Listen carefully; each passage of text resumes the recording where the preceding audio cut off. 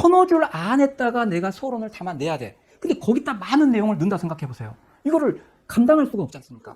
무조건 길어질 수밖에 없어요. 그러니까 여기서는 너무 많은 내용을 담으려고 하지 말고 서론에 이 말했던 이 쟁점에 대한 관심, 한계, 문제 제기 이 부분에만 초점을 맞추는 거예요.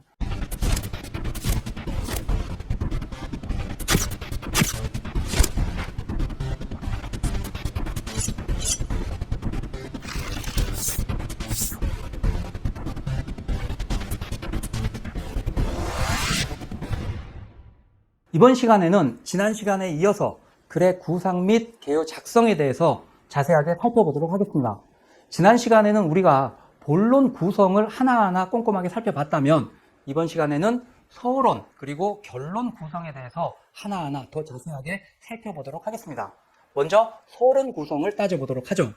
자, 이 서론을 구상하려면 먼저 해야 될 게 도대체 서론이 어떠한 위상을 갖고 어떠한 역할을 하는 것인가, 이걸 정확히 이해하는 게 선행돼야 되겠죠.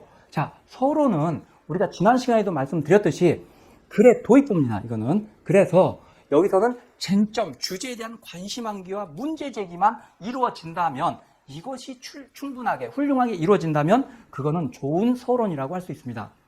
자, 여기에서 쟁점에 대한 관심 환기다. 이건 무슨 얘기냐면 내가 지금 이 주제를 다루려고 하는데 이 주제에 대해서 사람들이 관심이 없을 수도 있잖아요. 또는 잘 모를 수도 있지 않습니까? 그랬을 때 내가 사람들한테 이 문제가 왜 중요하고 우리가 진짜 관심을 가져야 돼.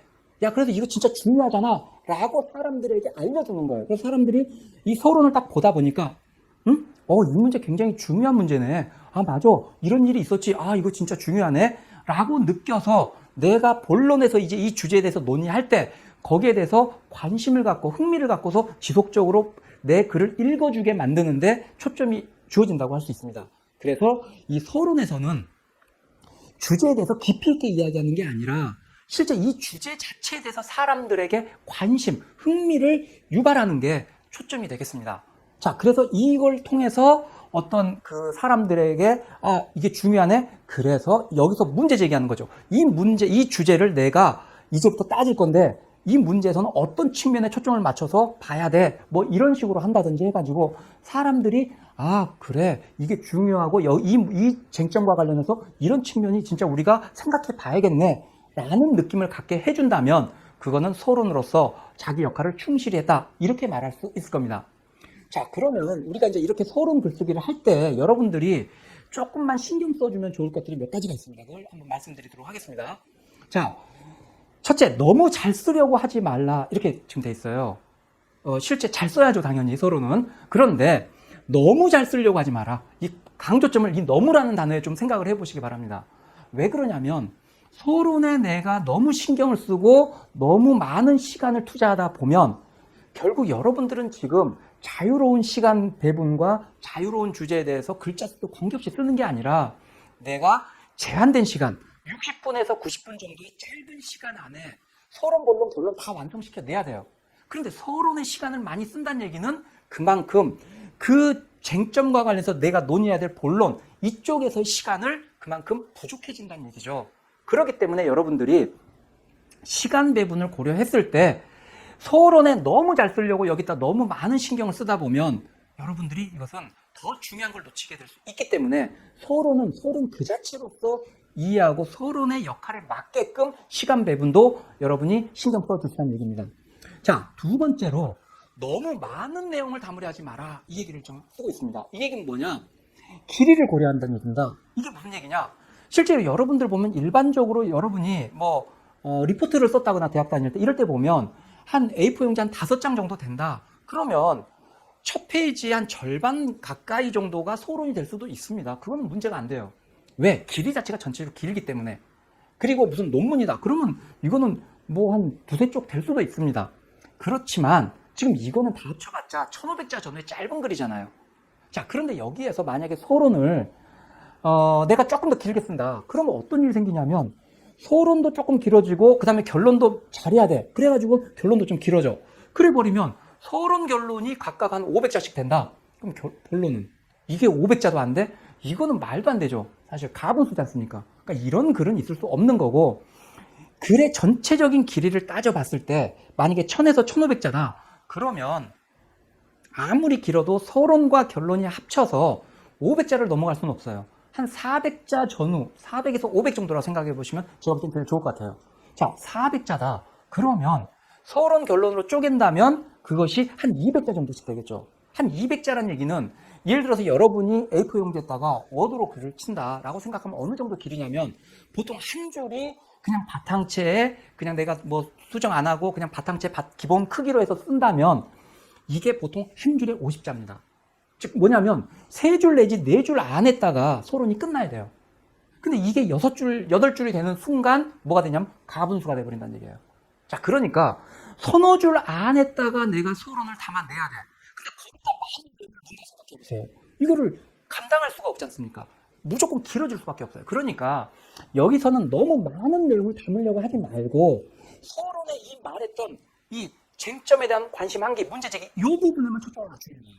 그래서 이 부분의 역할에 충실하게끔 이 부분만 쓴다면 최소화해서 서너 줄 안에 써낸다. 이게 좋은 서론이 될 수 있습니다. 자, 다음으로 주제, 본론에서 논의해야 될 사항에 대한 논의를 최소화하라. 이런 얘기가 있어요. 자, 이 얘기는 뭐냐? 실제로 이것과 연결되는 얘기죠. 그러니까 이거 다 연결되는 얘기예요. 실제 여러분들이 쟁점, 주제, 그러니까 본론에서 실제 논의를 이제 쭉 전개해야 될 내용들을 서론에서부터 자꾸 이야기하기 시작한다는 얘기예요.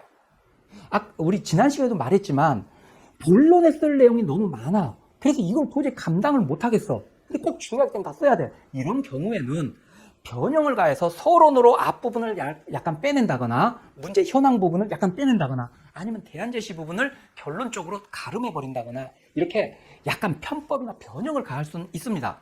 그러나 기본 자체는 그건 아니란 얘기입니다. 그러니까 서론과 본론, 결론의 역할은 분명히 다른 것이고 여러분들이 기본적으로 우리 지난 시간에 했던 서론, 본론, 결론의 각각의 부분 본론에서 실제 그 주제를 논의하는 거거든요. 그러니까 그것에 대해서 굳이 서론에서 쓰려고 하지 말고 불가피한 경우에 변형을 가할 수는 있지만 기본적으로 그거는 본론으로 넘기고 실제 여기서는 관심 환기와 문제 제기에만 몰두해 주시라 이렇게 말씀을 드리고 싶은 겁니다. 자, 다음으로 너무 이색적인 서론에 신경 쓰지 말라. 자, 이 부분은 뭐냐면 많은 친구들이 실제로 이 서론 쓰기에서 신경을 쓰는 이유가 이 서론이란 게 글의 첫머리, 즉 첫인상이잖아요. 그러니까 첫 부분에서 임팩트를 주지 않는다면 내 글이 변별력을 갖기 어려울 거다. 그래서 서론을 잘 써야 되지 않느냐. 이런 고민들을 많이 하시는 것 같아요. 자, 그런데 여기서 내가 변별력을 갖고 남들의 시선을 끌기 위해서는 그 쟁점, 주제와 관련해서 누구나 쉽게 찾을 수 있는 그런 예시가 아니라 나만의 고유한 독특한 사례를 찾으려고 하시는 경우들이 많이 있습니다. 자, 물론 그것이 적절하고 임팩트가 있는 것들도 분명 있어요. 그렇지만 다시 맨 처음 문제로 넘어가는 겁니다. 내가 그거를 찾으려고 너무 신경 쓰다 보면 시간을 잡아먹고 또 너무 이색적일 때 어떤 문제가 생기냐면 이거에 대해서 낯설기 때문에 이거에 대해서 어떻게 해요? 설명이 좀 더 자세하게 들어가야 되잖아요. 그러면 결국 뭐가 돼요? 길이가 또 길어져 버리는 거예요. 설명이 길어지니까. 그래서 이런 모든 부분에서 서론에 쓸 예시를 너무 이색적인 걸 찾고 낯설고 나만이 찾을 수 있는 걸 자꾸 신경 쓰지 마시라는 얘기예요. 오히려 그것보다도 보편적이고 누구나 쉽게 떠올 수 있는 거 이런 걸 쓰는 게 오히려 글쓰기에서 내가 더 신경을 써야 될 게 본론 이쪽의 시간이나 모든 노력 이런 걸 할 수 있게 여러분을 만들어 줄 겁니다. 자, 그렇기 때문에 이 부분도 너무 신경 쓰지 마시라는 거 이거 꼭 염두에 두시기 바랍니다. 여러분의 구독과 좋아요는 제가 영상을 제작하는 데 큰 힘이 됩니다.